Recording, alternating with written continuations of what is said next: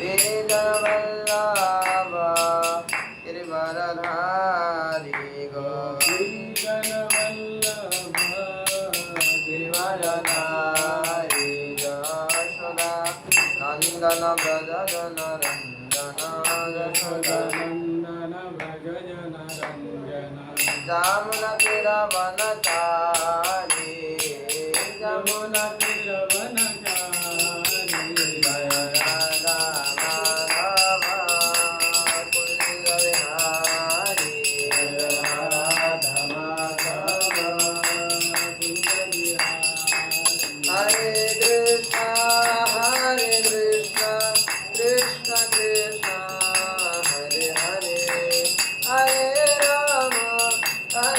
राम राम राम हरे हरे हरे कृष्ण कृष्ण कृष्ण हरे हरे हरे राम राम राम हरे हरे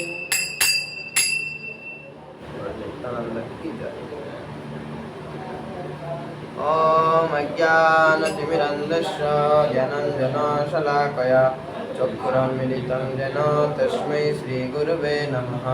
श्रीचैतन्यमनोभीष्टं स्थापितं येन भूतले स्वयं रूप कदा मह्यं ददाति स्वपदान्तिकं नमयं विष्णुपदाय कृष्णपृष्ठाय भूतले श्रीमते भक्तिवेदान्त स्वामिनीति नामिने।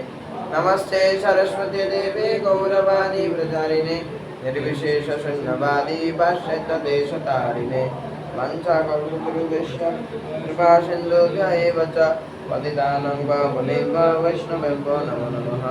नमो महावदन्नाय कृष्णप्रेमप्रदायते कृष्णाय कृष्णचैतन्य नाम्ने गौरतिसे नमः। जय श्रीकृष्ण चैतन्य प्रभु नित्यानन्द श्री अद्वैत गदाधर श्रीवासादि गौरभक्तवृन्द। हरे कृष्ण कृष्ण कृष्ण हरे हरे हरे राम राम राम हरे हरे। ओम नमः भगवते वासुदेवाय ओम नमः भगवते वासुदेवाय ओम नमः भगवते वासुदेवाय। कं करति वाचालं पंगं लंघयति गिरिं यत्कृपातमहं वन्दे श्रीगुरुदिनतारिणं श्री परमानन्दमाधवं श्रीचैतन्यचन्द्र ईश्वरं। हरि ओं तत्सत्। नमः विष्णुपादाय कृष्णपृष्ठाय भूतले श्रीमते जयपताका स्वामिनीति नामिने। नमो आचार्यपदाय निधाय कृपापदाय गौरकथामदाय नगरग्रामतारिणे। जय श्री श्रीमद् भागवतम की जगत गुरु श्रील प्रभुपाद की देव की। এরা আপনার চক্রটা ভীষণ খারাপ হয়ে গেছে। ঠিক আছে,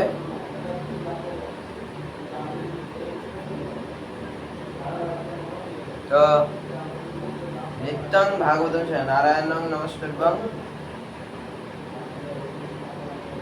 ওখানে আমাদের মঙ্গলাচরণে আমাদের একটা মন্ত্র আছে কি নিত্যং ভাগবতং সেবায়, ঠিক না? মানে আমরা মন্ত্র দিয়ে মঙ্গলাচরণে আমরা কি কই যে নিত্য ভাগবত সেবা। ভাগবতের সেবা এরকম না যে সাপ্তাহিক ভাগবতম সেবা বা দৈনিক না মানে মাসিক বাৎসরিক এরকম না। ভাগবত সেবা কিভাবে করতে হয়? নিত্য ভাগবত সেবা। নিত্য মানে কি সবসময় কন্টিনিউয়াসলি চলতে থাকবে। ভাগবতম এরকম না যে আমি ছেড়ে দিলাম, আজকে বললাম কালকে বললাম না, পরশুদিন বললাম, আবার দিনটা মন এলো বললাম, এরকম না। ভাগবত কীর্তন, ভাগবত শ্রবণ, ভাগবত অধ্যয়ন এটা আমার নিত্য হইতে লাগে সবসময়। ভাগবতম একটা এরকম গ্রন্থ বা ভাগবতম আমরা কি করি, ভাগবতম হচ্ছে ভগবানের সাক্ষাৎ স্বরূপ। গ্রন্থ অবতার যদি ভগবানের যদি নিজের যদি গ্রন্থ অবতার যদি প্রকাশিত করছে ওই হলো কি শ্রীমদ্ ভাগবত। ভাগবতমে যখন আমরা পেজটা খুললে যখন পড়া স্টার্ট করি তখন আমার হৃদয়ের দরজাটা ভগবানের গায়ে খুলে যায়। যখন আমরা পেজটা বন্ধ করি তখন আমার হৃদয়ের দরজাটা বন্ধ করে দিই, কিন্তু ভগবান কি ভিতরে আঙ্গ আটকায় যায়। ভগবানের যদি আমরা যদি ভগবানের প্রেম ভক্তি যদি আমরা লাভ করতে চাই, গুরুদেবের প্রতি যদি আমরা যদি প্রেম ভক্তি লাভ করতে চাই, বৈষ্ণবের প্রতি যদি আমি যদি শ্রদ্ধা আনতে চাই, তাঙ্গ ভাগবতম সেবা, ভাগবতম অধ্যয়ন আঙ্গ এটা অত্যন্ত দরকারি জিনিস। এটা ছাড়া আমরা যদি ভাবি যে ভাগবতমটা ছাড়া আমরা ভক্তি জীবন পালন করব, এটা মূর্খতা। ভাগবতম আঙ্গ জীবনে আনতেই লাগবে। জীবনের মধ্যে আঙ্গ ভাগবতম যদি প্রবেশ না করি তো ওই মনুষ্য জীবনেই দুর্ভাগ্যজনক, ওই মনুষ্য জীবনেই উদ্দেশ্যপূর্ণ হইব না। ওই ভক্তি থাকবো না যদি ভক্তির মধ্যে যদি ভাগবতম যদি আমরা না ঢুকে। ভাগবতমটা হলো সাক্ষাৎ ভগবান। আমরা ভগবানেরও ডাইরেক্ট দেখতে পারতেছি না, বা ভগবানেরও ডাইরেক্ট আমরা আস্বাদন করতে পারছি না। ভগবানের প্রেম আমরা ডাইরেক্ট আস্বাদন করতে পারতেছি না। এটা ভাগবতমের দ্বারা আমরা ভগবানের প্রত্যেকটা রূপ গুণ লীলা, ভগবানের ভক্তগণ রূপ গুণ লীলা সমস্ত কিছু আমরা এখান থেকে আমরা বুঝতে পারবো। তাহলে নিত্যম ভাগবতম সেবায় যে ব্যক্তি একবার নিজের জীবনে ভাগবতম রে অ্যাড করছে, হ্যাঁ আর জীবনে মানে কোনো ধরনের ভয় নেই, কোনো ধরনের ভয় নেই।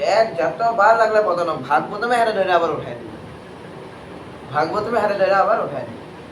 যে ভাগবতম এরকম একটা হলিউডের একটা মুভি আছে ভ্যানম একটা মুভি আছে। ভ্যানমের একটা মানে এলিয়েন থাকে, ওই এলিয়েনটা একটা মানুষের ভিতরে ঢুকে যায়, আর মানুষের ভিতরে ঢুকে মানুষটাকে সম্পূর্ণভাবে ওই চালনা করে।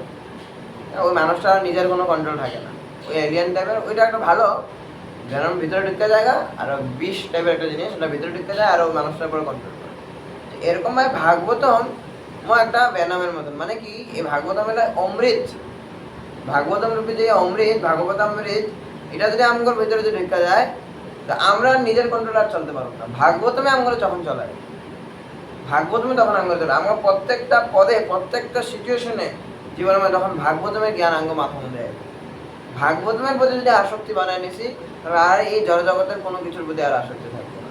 আস্তে আস্তে আস্তে আস্তে করে ভাগবতমের প্রতি আসক্তিটা যাবো না, মানে ভাগবতমের দিকে আসবে, জড়জগতের থেকে আসক্তিটা আঙ্গ যাবো। যত দূর আমরা ভাগবতের প্রতি আসক্তি বাড়বো, জড়জগৎ থেকে আসক্তি যাবো। এত অঙ্গ ভক্তি জীবনের মধ্যে আরো রুচি, আমরা ডেলি আমরা নব নব রস আস্বাদন করবো। প্রবাদ যে কইতেছে, আমি প্রত্যেকটা তাৎপর্য মনে আলাদা আলাদা কথা লিখছি, প্রত্যেকটা তাৎপর্য মনে। তো যখন ভাগবতম এই 18,000 শ্লোকের 18,000 তাৎপর্য যখন আমরা পড়ম, তখন আলাদা আলাদা যখন কথাগুলো যখন পামো, ওগুলো আস্বাদন করতে করতে আমার সারাটা জীবন ব্যতীত হয়ে যাবো। বোঝা গেল? তো তাহলে ভাগবতম নিজের জীবনে অ্যাড করা এটা অত্যন্ত দরকারি। ভাগবতম ছাড়া ভক্তি জীবনের কোনো কিছু নেই। ভাগবতমই ভক্তি জীবন হয়ে ভক্তি জীবনে যদি প্রবেশ করতে চাইতেছি, তো ভাগবতম অঙ্গ জীবনে অ্যাড করতে পারবো। ভাগবতম এত ইম্পর্টেন্ট। বোঝা গেল? এই শ্রীমদ ভাগবতমের এই ভাগবতমের এরকম অনেক অনেক মাহাত্ম্য আছে, অনেক অনেক, সারা দিন করলে ভাগবতের মাহাত্ম্য শেষ হবে না, অনেক অনেক মহিমা আছে। তো এই আজকে ভাগবতমের এই একটা আমরা শ্লোক আমরা পড়ুম। কালকে 45 পর্যন্ত বলছিলাম না প্রভু, আজকে 46।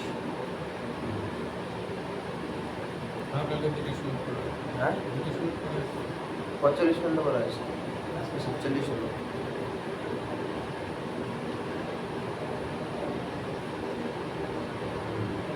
তো আমরা পড়ি, সবাই আমার পরে পরে বলবেন। ধর্মপাল নরপতি সতু সম্রাট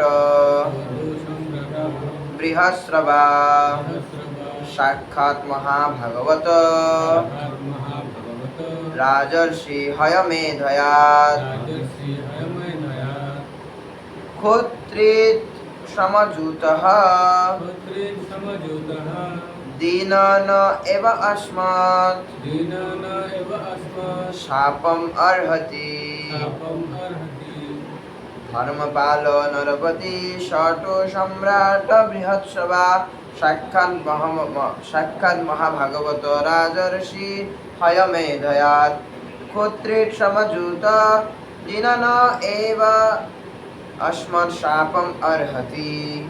অনুবাদ: ধর্মরক্ষক মহাযশস্বী পরম ভাগবত অশ্বমেধ যজ্ঞকারী রাজর্ষি ক্ষুধা তৃষ্ণা ও পরিশ্রমে কাতর হয়ে বিপন্ন ভাবে আমাদের কাছে আগত সেই পরীক্ষিত মহারাজ কোনো মতেই আমাদের অভিশাপের পাত্র নন।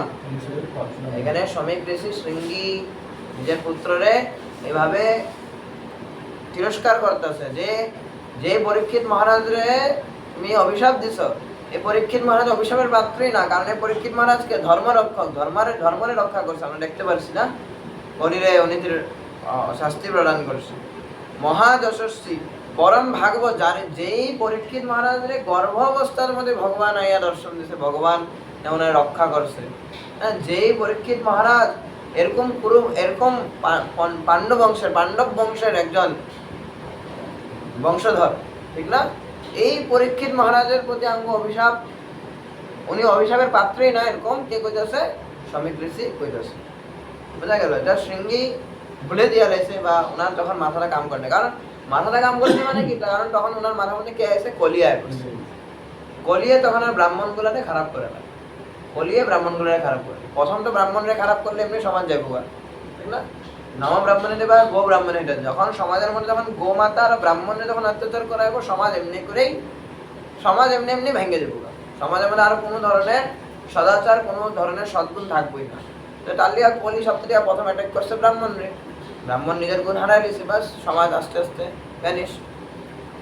সেটা প্রভুপাদের তাৎপর্য, জগৎগুরু শিল প্রভুপাদ কি রাজপদে অধিষ্ঠিত ব্যক্তির সাধারণ আচার সম্বন্ধে ব্যাখ্যা করে, এবং রাজা যে কখনো কোনো অন্যায় করতে পারেন না এবং সেই জন্য তাকে কখনো অভিসম্পাদ করা উচিত নয়, সে কথা বিশ্লেষণ করার পর সমীক ঋষি পরীক্ষিত মহারাজ সম্বন্ধে বিশেষভাবে কিছু বলতে চেয়েছেন।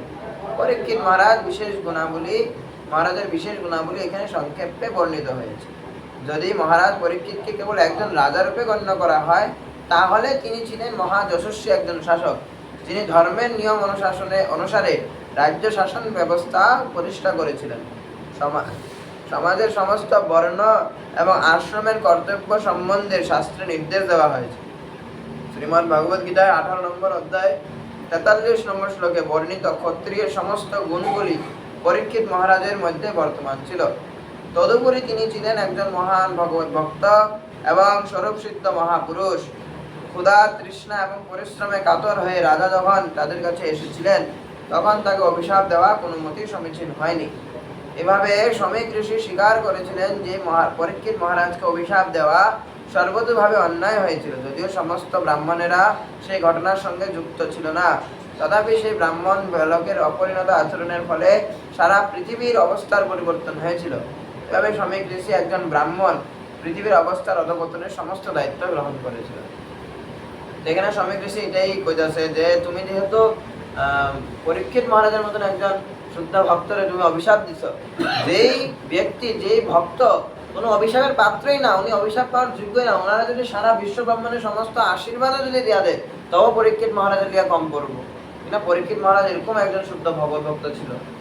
তো আমরা দেখতে পাই হরে কৃষ্ণ প্রভু তো শৃঙ্গি দেখে অভিশাপ দিছে, তার লেখা সমীক ঋষি উনি কি করতেছে? শৃঙ্গিরে তিরস্কার করতেছে। এই ব্যক্তি পরীক্ষিত মহারাজ অভিশাপের পাত্র না, কারণ উনি একজন যশস্বী রাজা, উনি একজন ধর্ম রক্ষক, উনি একজন পরম ভাগবত, তার লেগে উনি অভিশাপের পাত্র না। তার লেগে তাছাড়া এটাও কইতাছে যে যেই পরীক্ষিত মহারাজ এরকমই পরম ভাগবত একজন আমাদের কাছে কি এর লিগা এসে পরিশ্রমে কাতর হইয়া ক্ষুধা আর তৃষ্ণাতে আছে, আমরা ওনার অভিশাপ দিয়ে পাঠাই দিয়েছি, ঠিক না? এইটা ওনার প্রতি আচরণটা হয় না, এটা সমীক ঋষি কইতাছে। প্লাস আবার এটাও কইতাছে যে ভক্ত সমীক ঋষি আসলে একজন শুদ্ধ ভগবত ভক্ত।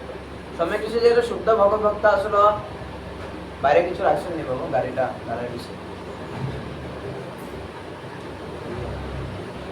তো সমীক ঋষি এখানে সমস্ত দোষ নিয়ে নিজের উপরে নিতেছে, যে সমাজের মধ্যে যে তুমি যে ব্রাহ্মণ হইয়া যে একটা এরকম যে মহা পরম ভাগবতের তুমি যে অভিশাপ দিছ, তার লিগে এখন সারা সমাজের অবস্থার পরিবর্তন হইব।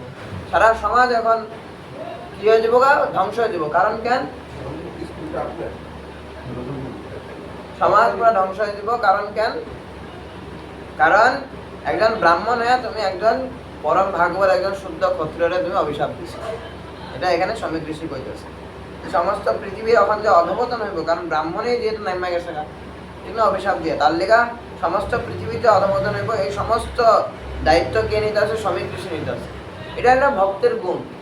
ভক্ত এরকম না যে ভক্ত সবাই ব্যাপারে কমপ্লেন করবে। কোনো ভক্ত যদি সবাই ব্যাপারে যদি কমপ্লেন করতেছে, তো উনি ভক্তের কোনো গুণই অর্জন করে নাই। ভক্ত উনি কেমন হইব? ভক্ত হইব সমস্ত ভক্তের দোষ যাতে উনি নিজের ব্যাপারে নয়, ঠিক না? সমস্ত ভক্তরা যদি কোনো জায়গায় ভুল করছে, ওই দোষটা যাতে উনি নিজের উপরে নিতেছে, উনি হইল শুদ্ধ ভগবত ভক্তের লক্ষণ। এটা হলো সমীক ঋষির লক্ষণ দেখাইতেছে। উনি শৃঙ্গিরও দোষ পর্যন্ত নিজে নিতেছে, ঠিক না? তো এখানে এটাই কইতেছে। তারপরে দিয়া এটাই মানে ভক্তের লক্ষণ দেখাইতেছে এখানে শিল প্রভুপাদ আমাদেরকে।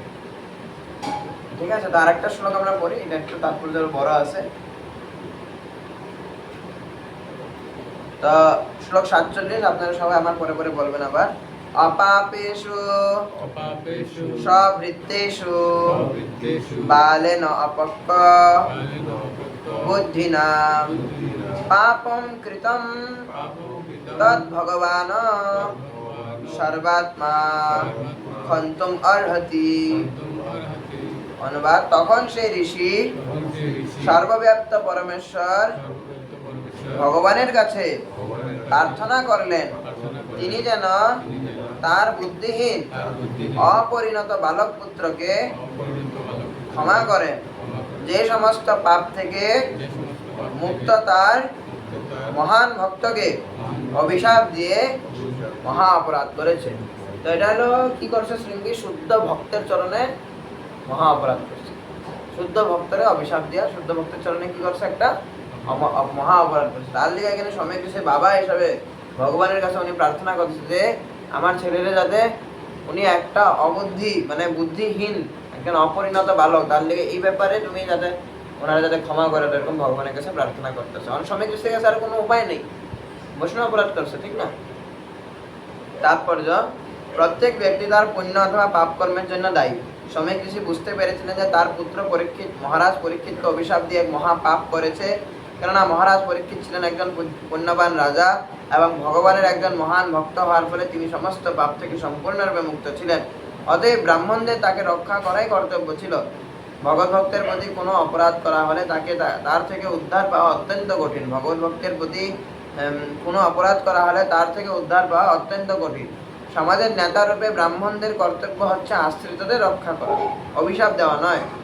কখনো কখনো ব্রাহ্মণদের তাদের অধীনস্থ ক্ষত্রিয় বৈশ্যদের প্রতি উগ্র শাপ দিতে দেখা যায়, কিন্তু মহারাজ পরীক্ষিতের ক্ষেত্রে সেরকম শাপ দেওয়ার কোনো ভিত্তি ছিল না, যে কথা পূর্বে বিশ্লেষণ করা হয়েছে।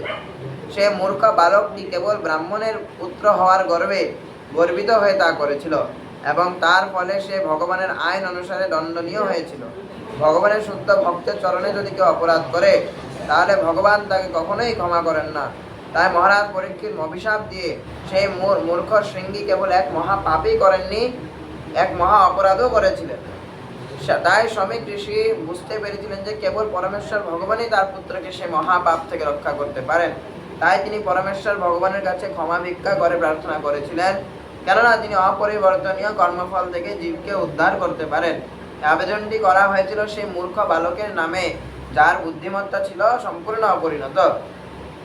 এখানে প্রশ্ন হতে পারে যে ভগবানের ইচ্ছানুক্রমে যখন পরীক্ষিত মহারাজ সেই কঠিন অবস্থার সম্মুখীন হয়েছিলেন যাতে তিনি জড়জগতের বন্ধন থেকে মুক্ত হতে পারেন, তাহলে কেন সেই ব্রাহ্মণ বালককে তার অপরাধজনক কর্মের জন্য দায়ী করা হচ্ছে?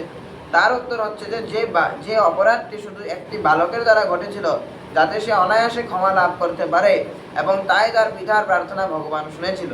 কিন্তু যদি প্রশ্ন হয় কলিকে পৃথিবীতে প্রবেশ করতে দেওয়ার জন্য সমস্ত ব্রাহ্মণ সমাজকে কেন দায়ী করা হচ্ছে, তার উত্তর বরাহ পুরাণে দেওয়া হয়েছে। যে সমস্ত অসুরেরা পরমেশ্বর ভগবানের প্রতি শত্রুতা করেছিল কিন্তু ভগবানের দ্বারা নিহত হয়নি, তারা যেন কলিযুগের সুযোগ গ্রহণ করতে পারে, সেই জন্য তাদের ব্রাহ্মণ পরিবারে জন্মগ্রহণ করতে দেওয়া হয়েছিল। পরম করুণাময় ভগবান তাদের পুণ্যবান ব্রাহ্মণ পরিবারে জন্মগ্রহণ করার সুযোগ দিয়েছিলেন, যাতে তারা মুক্তির পথে অগ্রসর হতে পারে। কিন্তু অসুরেরা সেই সুযোগের সদ্ব্যবহার না করে ব্রাহ্মণ হওয়ার গর্বে গর্বিত হয়ে ব্রাহ্মণ্য সংস্কৃতির অপব্যবহার করেছিল। তার একটি জ্বলন্ত দৃষ্টান্ত হচ্ছে শ্রমিক ঋষির পুত্র। সমস্ত মূর্খ ব্রাহ্মণ সন্তানদের এখানে সাবধান করে দেওয়া হচ্ছে, যাতে তারা তাদের পূর্ব জন্মকৃত আসুদিক বৃত্তিগুলি দমন করে রাখার জন্য সর্বদা সচেষ্ট হন এবং মূর্খ শৃঙ্গীর মতো আচরণ না করেন। সে মূর্খ বালকটিকে অবশ্যই ভগবান রক্ষা করেছিলেন, কিন্তু অন্যদের যাদের পিতা শ্রমিক ঋষির মতো নন, তারা যদি ব্রাহ্মণ পরিবারে জন্ম হওয়ার সুযোগের অপব্যবহার করেন তাহলে তাদের ভয়ঙ্কর কষ্ট ভোগ করতে হবে। এখানে শিল প্রভুপাদের প্রাঞ্জল তাৎপর্য সমাপ্ত। জগদ্গুরু শিল প্রভুপাদ কি। পরীক্ষিত মহারাজের মতন একজন শুদ্ধ ভক্তের অভিশাপ দিয়াস এই যে পুত্র বালক যে শৃঙ্গী আসলো, শৃঙ্গী একটা খালি পাপই করে নাই, মহা অপরাধও করছে একজন শুদ্ধ ভগৎ ভক্তরা উনি অভিশাপ দিয়ে, ঠিক না? তো ওই অভিশাপ ভগবানের চরণে যদি আমরা অপরাধ করি ভগবান ক্ষমা করে দেয়, ঠিক না? ভগবান শিশুপালের 100টা ভুল পর্যন্ত ভগবান ক্ষমা করছে। কোনো কিছু ভগবান কোনো ব্যাপারই না ভগবানের চরণে ভুল করা, ভগবান ক্ষমা করে দেয়। একটু যদি আমরা যদি প্রার্থনা করি ভগবান ক্ষমা করে দেয়। কিন্তু ভগবানের ভক্তের চরণে যদি কেউ যদি ভুল করতেছে, কেউ যদি অপরাধ করতেছে, এটা ভগবান এটা কোনোদিনই ক্ষমা করতে পারে না। এই ত্রিজগতে আর তো কেউ পারবই না, ঠিক না? তো তার লিগা এখন খালি বাবা শ্রমিক ঋষি এখন একটা মাত্র কারণ আছে যে উনি কি করতেছে, পিতার কর্তব্য। উনি একজন যেহেতু শুদ্ধ ব্রাহ্মণ, উনি যেহেতু একজন শুদ্ধ ভক্ত, তাহলে উনি ভগবানের কাছে উনি প্রার্থনা করতেছে যাতে আমার যে পুত্র যে বুদ্ধিহীন একটা যে বালক অপরিণত অবস্থা উনি অভিশাপ দিছে, তার লিগে ওনারে আপনি ভগবানের প্রার্থনা করতেছে যাতে আপনার ক্ষমা করে দেন। তো এখানে এটাই কইতেছে মূর্খ সিংহী খালি কেবল পাপই করেনি, উনি মহা অপরাধও করেছিলেন। বোঝা গেল? তাহলে বৈষ্ণব চরণে অপরাধের থেকে আমাকে খুবই সাবধান হতে হয়। বৈষ্ণব ভগবানের চরণে লাগলে আমরা সেবা অপরাধ, নাম অপরাধ, ধাম অপরাধ করে নিতেছি। কিন্তু যদি আমরা বৈষ্ণবের চরণে অপরাধ করি তবে কোনো কিছুতে আমরা যোগ্য থাকুন না, বৈষ্ণবের চরণে যদি আমরা অপরাধ করি। বুঝা গেল? তো এটাই এখানে কইতেছে শিলা প্রভুপাদ। তো কারণ ওই ব্রাহ্মণ পুত্র কি আসলো, ব্রাহ্মণ পুত্র, উনি ব্রাহ্মণের পুত্র হওয়ার ফলে উনি গর্বিত হয়ে গেছিল, উনি অহংকারী হয়ে গেছিল। তো শিলা প্রভুপাদ এখানে কি কইতেছে আরেকটা কথাতে যে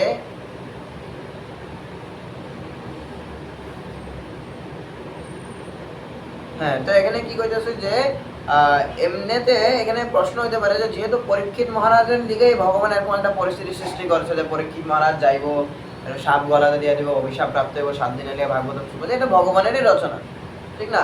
তো ভগবানের রচনার মধ্যে আবার শৃঙ্গীকে লিগে অভিশাপ পাইতে লাগতো, শৃঙ্গীকে লিগে আবার ওইটার মানে ফল ভোগ করতে লাগবো, ঠিক না? এটা আমাকে প্রশ্ন হইতে পারে, এটা শৃঙ্গীও তো এটা লীলার মনেই ঢুকতেছে।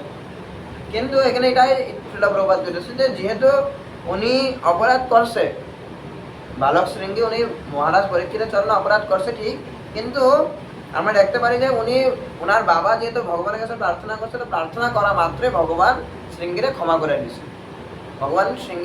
দিছে, কিন্তু আমরা করলে ক্ষমা করবো না, কারণ আমরা কিন্তু লীলার মধ্যে নাই।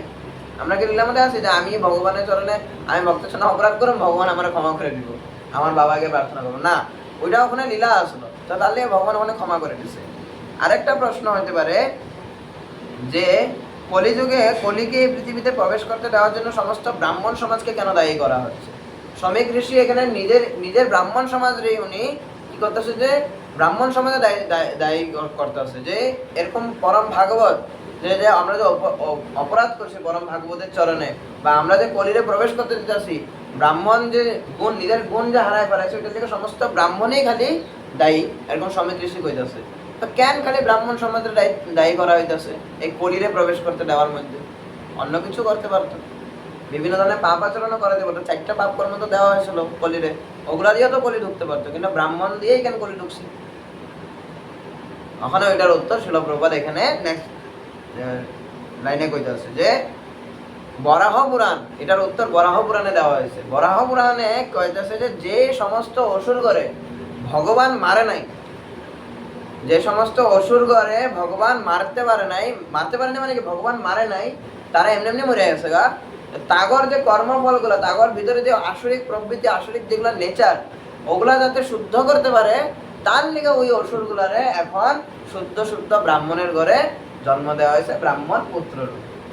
বোঝা গেল? ওখানে এই মোবাইলের ভিডিওটা কিন্তু ওখানে ইউটিউবে যাইব, কিন্তু ওখানে ওইটা যদি দেখা যদি কোনো ব্রাহ্মণে যদি চেঁচামেচি করে, আমরা এখানে বরাহ পুরাণ খুললে দেখাইতে পারি ওনারে। কারণ বরাহ পুরাণে লেখা আছে যে যেই সমস্ত অসুররা করে ভগবান নিহত করে নাই, তো তারা উদ্ধার পায় নাই না। অসুর করে ভগবান নিহত করলে অসুররা উদ্ধার পাইব, তো অসুর করে যেহেতু নিহত করে নাই, তারা উদ্ধার পায় নাই, তার লিগে ভগবানে কি করতেছে, তারপরে এই কলিযুগে প্রত্যেকজন ব্রাহ্মণের ঘরে তারপরে জন্ম দিতেছে। তো এখন ওই অসুরকে কর্তব্য কি, তারপর নিজের আসরিক যে মানসিকতা, আসরিক যে প্রবৃত্তি আছে, ওই আসরিক প্রবৃত্তিটা শুদ্ধ ব্রাহ্মণ ঘরে জন্ম হওয়ার সুযোগ লাভ করার দ্বারা ওইটারে দূর কইরা, দাদু ঘুমেন না, হ্যাঁ, লাভ করার দ্বারা যাতে ওই আসরিক প্রবৃত্তিগুলো যাতে পিওর করতে পারে, যাতে পবিত্র করিয়া ভালো একজন শুদ্ধ ভক্ত হইল। কারণ ভগবান কি কইতেছে যে যে পুণ্যবান ব্যক্তি, যারে ভগবান উদ্ধার করতে চায় বা যাদের ভগবান কৃপা করে, তারা একজন ধনী ঘরে জন্ম হয়, শুদ্ধ ব্রাহ্মণের ঘরে জন্ম হয়, না একটা বৈষ্ণবের ঘরে জন্ম হইতেছে। তো ওই সুযোগ লাভ করে যদি আমরা যদি না করতেছি ভগবানের ভক্তি যদি না করতেছি, তবে আমরা সুযোগের অপব্যবহার করতেছি, ঠিক না? তো ঠিক সেরকম ভাবে কলিযুগের এখন ব্রাহ্মণ করে আমাকে দেখা করতে হবে। তো কলিযুগের ব্রাহ্মণরা যারা পূর্বজন্মে যারা ভগবানের অসুর আসলে এক একজন মারে নাই ভগবানের তাগরে, কিন্তু তাগরে এক একজন ব্রাহ্মণের বংশমতে জন্ম দেওয়া হয়েছে, যে তুমি এখন ব্রাহ্মণ বংশে জন্ম হও আর তুমি নিজেরে উদ্ধার করো, নিজেরে শুদ্ধ করো, নিজেরে পবিত্র করো। কিন্তু এখন যদি না করে আবার অসুরই হইতেছে, তার লিগা এই কলিযুগে, বোঝা গেল? তো এটাও ভগবানেরই একটা মানে রচনা। কেন? কারণ ভগবান সবার প্রতি কৃপা করে। ভগবান ওই যে অসুরগুলা যে রয়ে গেছে, ওই অসুরগুলারে এখন উদ্ধার করতে চাইতেছে, বোঝা গেল প্রভু? তো এখানে এটাই কইতেছে। তো যারা ব্রাহ্মণ পরিবারে আছেন, তারা ওইটাই অনুরোধ যে তারা যাতে শুদ্ধ ভগবত ভক্ত হোক, যারা শুদ্ধ বৈষ্ণব হোক, যাতে ভগবানের চরণে আত্মসমর্পণ করুক, যারা সদ্গুরুর চরণে আত্মসমর্পণ করে, তারা যাতে ভক্তি জীবনে যাতে প্রবেশ করুক, তখন গিয়ে তারা একমাত্র পবিত্র হইতে পারবো, তাছাড়া আর কোনোদিন পারবো না। বোঝা গেল? তো এখানে শিলা প্রভুপাদের পাঁচজন তাৎপর্য সমাপ্ত। জগৎগুরু শিলা প্রভুপাদ কি? কারো যদি কোনো প্রশ্ন থাকে ব্রাহ্মণের উপরে, প্রশ্ন করতে পারেন। আপনি ব্রাহ্মণ ছিলেন? এখন ব্রাহ্মণ মানে সব ব্রাহ্মণে কি ওষুধ থেকে হ্যাঁ, ব্রাহ্মণ হয়েছে? কলিযুগের সমস্ত ব্রাহ্মণ, এখানে তো এটাই করছিস না, বরাহ পুরাণে এটাই করে যে কলিযুগে প্রত্যেকজন শুদ্ধ ব্রাহ্মণের করে। দেখে না, যারা এখন ব্রাহ্মণ পরিবার আছে, তাগর পরিবার মধ্যে কোনো না কোনো দিন একজন শুদ্ধ ব্রাহ্মণ আছে। আমরা কইতে পারবো না যে তাগর পরিবারটা ব্রাহ্মণ না, তাগর পরিবারের মধ্যে একজন হলেও শুদ্ধ ব্রাহ্মণ আসলো। কিন্তু যেহেতু তারা যে কোনো শ্রমিক ঋষি শুদ্ধ ব্রাহ্মণ, পুত্র হয়ে হয়েছে কলির প্রভাবে প্রভাবিত, নাকি পুত্র শুদ্ধ ব্রাহ্মণ হয়ে গেছে, নাকি শ্রমিক ঋষি অশুদ্ধ আসলো? শ্রমিক ঋষিটা ভালো আসলো, তাহলে উনি ভগবানের কাছে প্রার্থনা করেছে, উনি বুঝতে পারছেন পরীক্ষিত মহারাজকে। তো শুদ্ধ ব্রাহ্মণের পরিবার আছে, কিন্তু যেহেতু ওই আগের বুড়াগুলা মরে গেছে, আগের ব্রাহ্মণগুলা মারা গেছে, তো তার লিগা ওনাগো পুত্ররা মানে বিচলিত হয়ে গেছে, তাগরে শিক্ষা দেওয়ার মতন কেউ নাই। বোঝা গেল? ওইটাই হয়েছে সমস্ত ব্রাহ্মণ পরিবারের। কলির যুগে ধরেন ওখানে কেউ ভালো কর্ম করেও তো ব্রাহ্মণ হয়ে জন্ম নিয়েছে। হ্যাঁ, ওইটাই তো, ভালো কর্ম করে তো ব্রাহ্মণ পরিবার জন্ম নিয়েছে, কিন্তু আবার কর্ম করার পরে তো আর হইতেছে না, জন্মগ্রহণ করার পরে আর কর্ম করতেছে না। মানে সব যে অসুরের থেকেই জন্ম হয়ে আইছে এরকম তো না, কেউ হয়তো তার আগের জন্য ভালো কিছু ভগবত মানে হ্যাঁ হ্যাঁ ভক্তি হ্যাঁ, করছে, হ্যাঁ, এটা হয়। করার ফলে উনি আবার ব্রাহ্মণের ঘরে জন্ম হয়েছে। হ্যাঁ, এটা হয়। ভগবান তো কইতেছে না, যারা ভগবত ভক্তি আদতে রক্ষা দিছে আগের জন্মে, তারা পর্যন্ত শুদ্ধ ব্রাহ্মণের ঘরে জন্ম হয়, তারা শুদ্ধ ব্রাহ্মণের ঘরে জন্ম হইব, তারা ছোটবেলাতেই তারা ভগবত ভক্তি। এখন আমরা নেচার দেখলে বুঝতে পারবো, ঠিক না? এক একজন বৈষ্ণব ঘরে যারা সন্তান জন্ম হইতেছে, তারা কিন্তু আম সন্তান না, তারা এক একজন শুদ্ধ ব্রাহ্মণ, যাকে ভগবত ভক্তি, শুদ্ধ ব্রাহ্মণ না, শুদ্ধ ভক্ত, যারা ভগবত ভক্তি অল্প অল্প আটকে গেছিল তাদের দিকে কোনো একটা বিশেষ কারণে, তার লিগে তারা এক একজন এখন বৈষ্ণব করে জন্ম হইতেছে। তো ওইটা ব্যাপারে বুঝাতে পারি, তারা অসুর না। অসুর কারা? তারপর আমরা প্রকৃতি দেখলে বুঝতে পারবো, ঠিক না? যারা ব্রাহ্মণের ঘরে জন্ম হয়েও ব্রাহ্মণের মতো আচরণ করতেছে না, ডাইরেক্ট অসুরের প্রকৃতিটা বেড়ে করতেছে। ওইটাই, এখন কিছু আবার আছে যে ভক্তের ঘরে জন্ম হইতেছে কিন্তু হয়েও ভক্তির ভক্তি জীবনে জীবনে থাকতেছে না, ওইটা আবার অসুরিক প্রকৃতি দায় বলে। তারপর আমরা দেখলে বুঝতে পারবো যে তারা অসুরই আসলো, ঠিক না? যেরকম রাবণ কে আসলো? ব্রাহ্মণের সন্তান আসলো। রাবণ ব্রাহ্মণ সন্তান আসলো না তো, কিন্তু কি হয়েছে? অসুরিক প্রবৃত্তি গুলা রয়ে গেছে। আর কারো কোনো প্রশ্ন? শিগন বাবু, তো আমরা বৈষ্ণব সাদাচারে যাই। দুইটাই পয়েন্ট আছে, করি আমরা। বৃন্দাবনেশ্বরীকে পত্র 1969, 7 মাস মানে প্রভু জুলাই 28 তারিখ। তুমি লিখেছ, জয় গোবিন্দ তোমাকে উপহাস করছে, তাই তুমি রাগ করেছো। আমি ঠিক জানি না ব্যাপারটা কি, তবে ভালোর জন্য যদি উপহাস হয় তাতে রাগ না করেই ভালো। দেখেন, প্রভুপাদ যে আগে একটা কথা কইতেছিল, কালকের পয়েন্টে কইতেছিল যে কোনো ভক্তের যদি আমরা উপহাস না করি, কোনো ভক্তের যদি আমরা নিন্দা করে যদি উপহাস না করি, ভুল সবার মধ্যেই থাকে। মানে ভুলটা যদি আমরা 10 জায়গায় যদি লাগাইতেছি, জানেন কি করছে রঞ্জিত প্রভু, কি করছে রতন প্রভু, এরকম ভাবে যদি কইতেছি, আর ওখানে প্রভুরে যদি ভুলের লেগে যদি উপহাস করতেছি, হয়েছে আর হয়েছে, আপনি নিজে জানেন না আবার আঙ্গুরে শিখে দিয়েছেন, এগুলোর যদি আঙ্গু করি তো আঙ্গু অপরাধ লাগবে। প্রভুপাদ যে এটা কইতে মানা করতেছে, কিন্তু প্রভুপাদ যে নেক্সট লাইনে কি বলতেছে, যদি তোমারে যদি কেউ উপহাস করে, ঠিক না? মানে আমারে যদি ধরেন কেউ উপহাস করতেছে, তো ওখানে আমি রাগ করব না। আমি ওখানে কি করব, যে আমি ভাবুন যে এই উপহাসটা যেটা করা হয়েছে, এই উপহাসটা আমার ভালোর লেগেই করা হয়েছে। কারণ সমুদ্র ভবনকার ক্লাসে কইতেছিল না যে আমগো জীবনের মধ্যে এরকম একজন মানুষ থাকতেই লাগে সবসময়, যে আমগো সবসময় ভুল দেখায়, যে আমগো সবসময় নিন্দা করবে। ওই মানুষটাই আমরা কি করতে পারবো, উপরে উঠাতে পারবো। কারণ ওই মানুষটা আঙ্গ সবগুলা ভুল আঙ্গ দেখায় যায়, ঠিক না? তাহলে সবাই আঙ্গর যদি প্রশংসা করে, আঙ্গ ভুল তো দেখতেছে না। যে ভুল দেখাবো আমি, তখন গিয়ে আমি ভুলটা শুদ্ধ করতে পারবো, ঠিক না? তখন গিয়ে আমি ভুলটা শুধরাইতে পারবো। তো এখানেই ছিল প্রভুপাদ এটাই করেছে। নেক্সট, গৌর সুন্দরকে লিখিত পত্র 1972 জুলাই আগস্ট মাসের 26 তারিখে। আগস্ট মাসের 26 তারিখে ছিল, তালি বলেন। আরে ভুগে এসে বসানো নেই তো। যদি কিছু ঘটে আর আমি দাবি করি কেউ আমার সঙ্গে সহযোগিতা করছে না, অথবা কেউ আমার সঙ্গে কাজ করবে না, তা হবে আমার দোষ, ওদের নয়।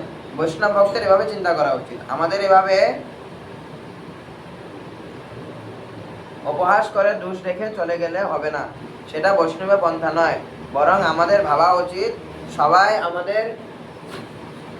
আমাদের থেকে উন্নত, তাই সবাইকে শ্রদ্ধা করতে হবে। তো এখানে এটা কইতেছে প্রভুপাদ, যদি এরকম হয় যে আমরা দাবি করি কেউ আমার সঙ্গে সহযোগিতা করছে না, এরকম কোনো সিচুয়েশন হয় না ভক্তি জীবনে আয় যে দেখি যে আমগরে কেউ আমগরে সহযোগিতা করতেছে না ওই জায়গাটার মধ্যে, বা কেউ আমার লগে কাজ করতেছে না, ঠিক না?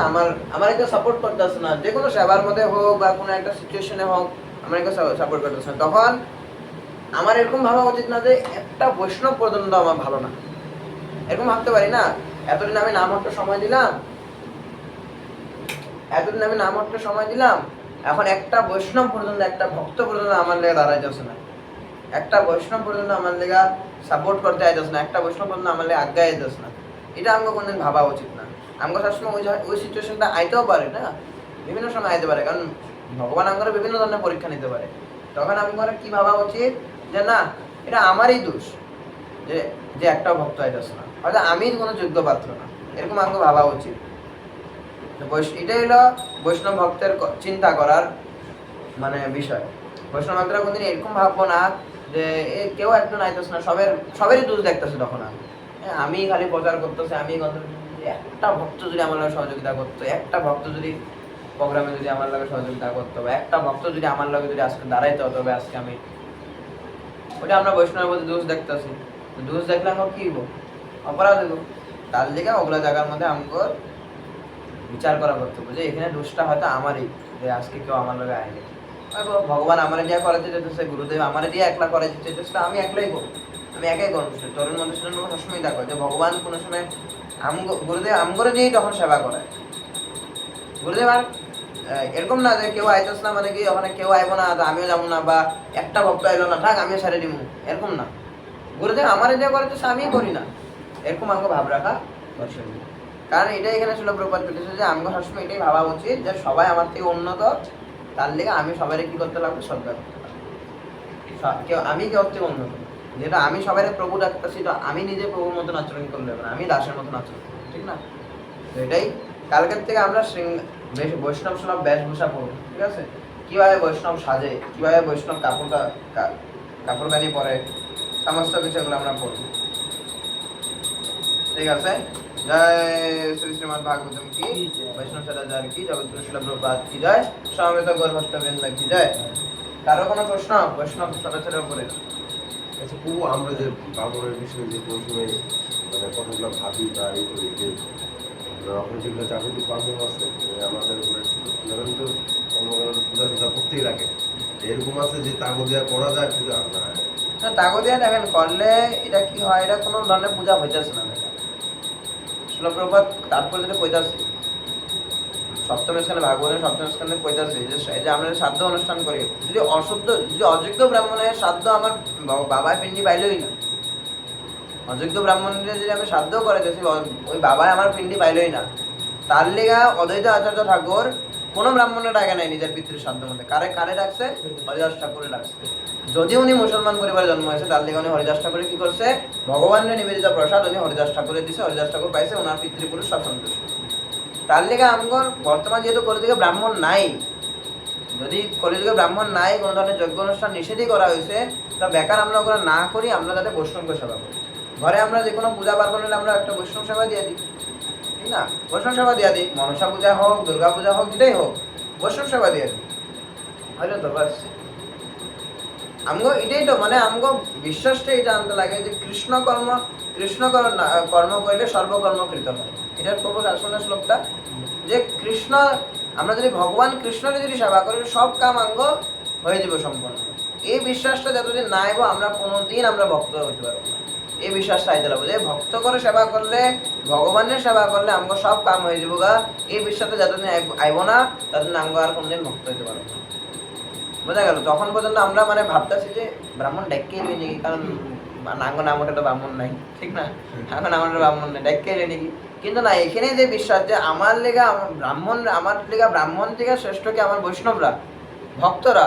তো এখানে যদি আমি যদি বৈষ্ণব সেবা দিতেছি আমার ঘরের মধ্যে, তবে আমার ভগবান আমার সন্তুষ্ট হইতেছে, আমার যারে আমি সন্তুষ্ট করতে লাগে সে সন্তুষ্ট হয়ে গেছে, ঠিক না?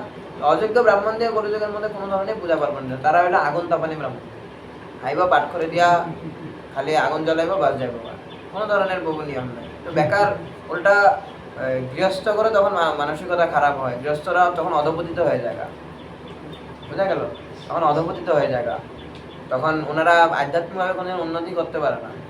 অযোগ্য ব্রাহ্মণরা যখন তারা না ধরনের কোনো ধরনের গায়ত্রী করতেছে ত্রিসন্ধ্যা, না কোনো ধরনের বেদ পাঠ করতেছে, না কোনো ধরনের নারায়ণ শিলা সেবা করতেছে, কোনো ধরনের যোগ্যতা নাই।